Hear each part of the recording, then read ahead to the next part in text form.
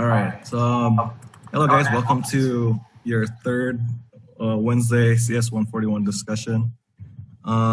It's gonna be a duel this time. It's gonna be me and Zichen. I think you guys have already heard of Zichen on Monday, but like today we'll be talking more about homework problems, homework 3 specifically.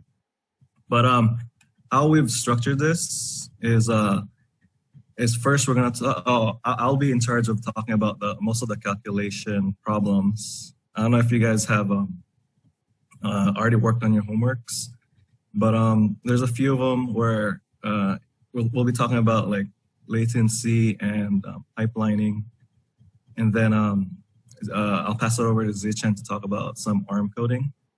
But before that, I want to show you guys the homework first. So like what I'm covering here are just some of the highlighted stuff.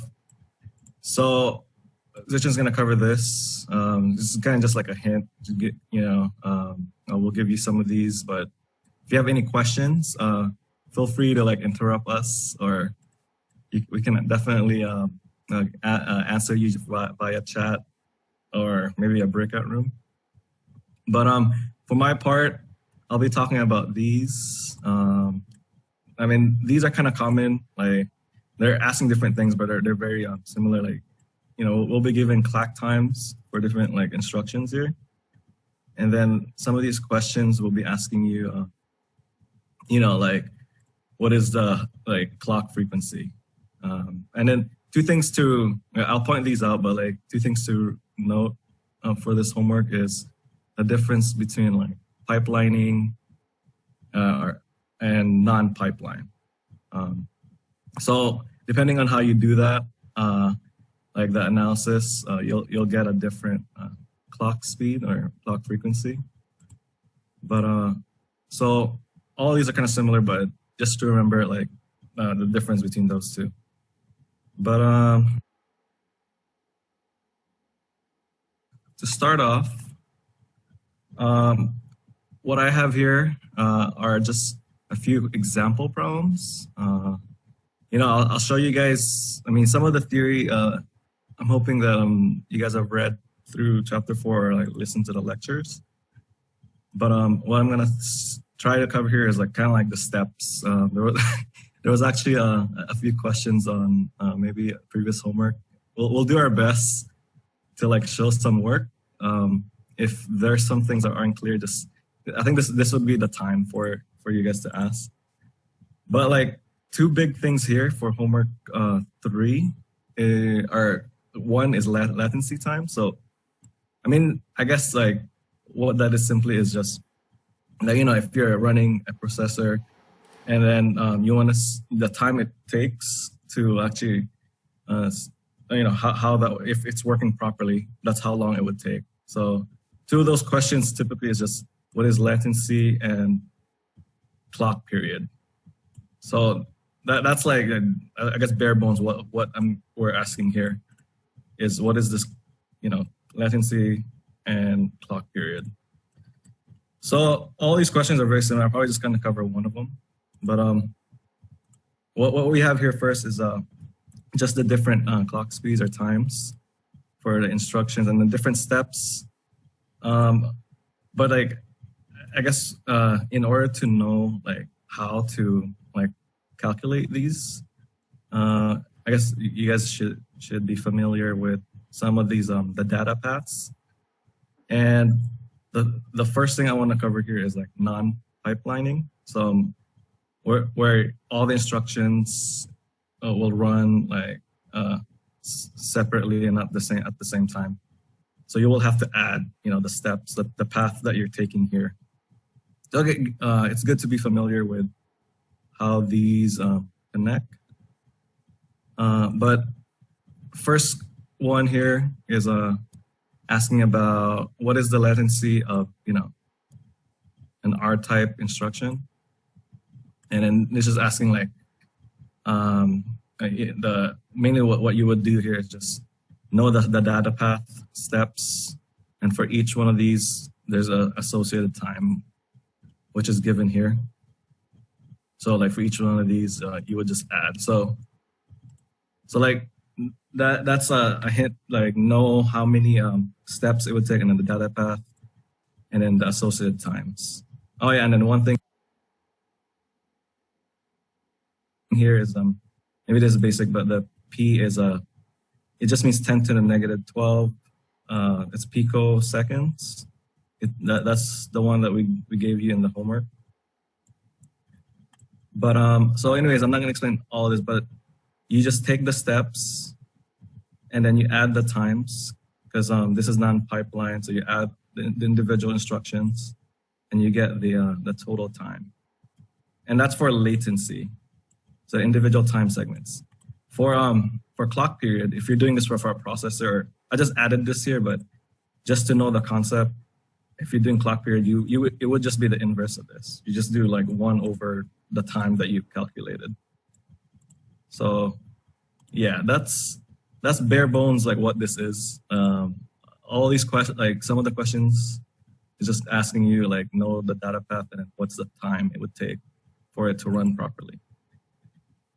Same with all the other ones, but just knowing the different steps. And there are times when if two steps, like for example, a control signal and sign extend here, like sign extend and control, and then they occur at the same time, you don't add them, you take the maximum or the slowest one. So both of these are the same. So if that occurs at the same time, or you do it at the same time, you just take the maximum of either function.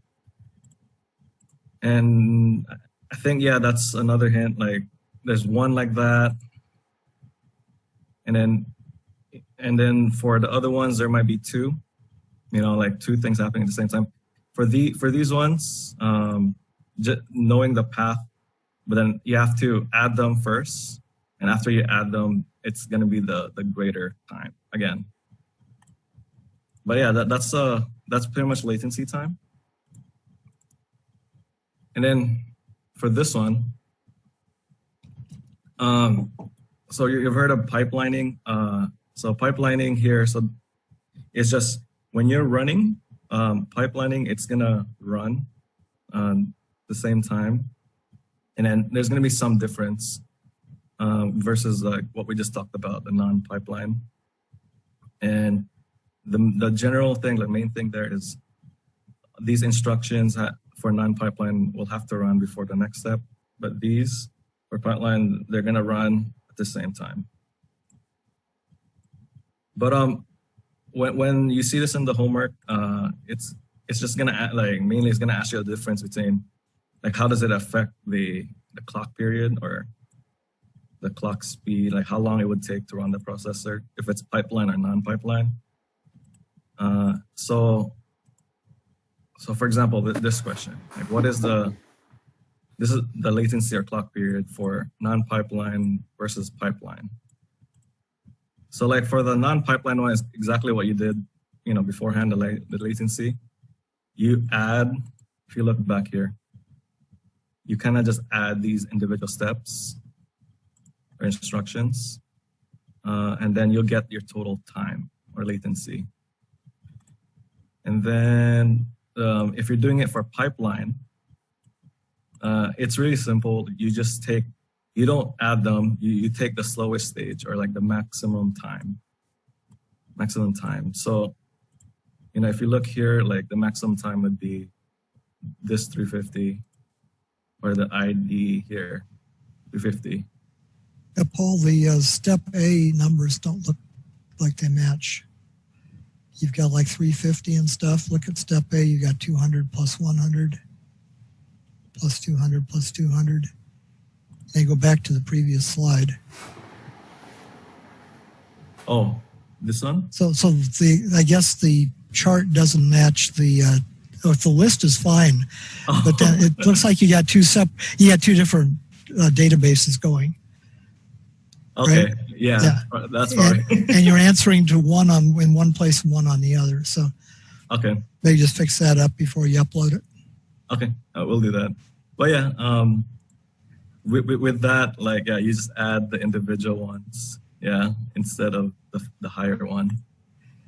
And then yeah, it's kind of similar. And there's also some steps here that like, let me see. Oh yeah, if it's asking you like, if it's the pipeline instruction, then you don't add into like all these individual ones. You just take the highest one and the number of steps, total stages. So like, number of stages, I think it's like 5. And then the highest is just 350. And then that's what you guys do. And there, I think there's a one question I think is like number 6, where it changes your time. Like there's a delay. This is kind of similar. So whenever you change like one of the times, your pipeline, time, it's gonna change, because if you cut these in half or you delay them, then it's gonna be always the highest one or like the slowest. So this is what this question is doing. Okay, so that's pretty much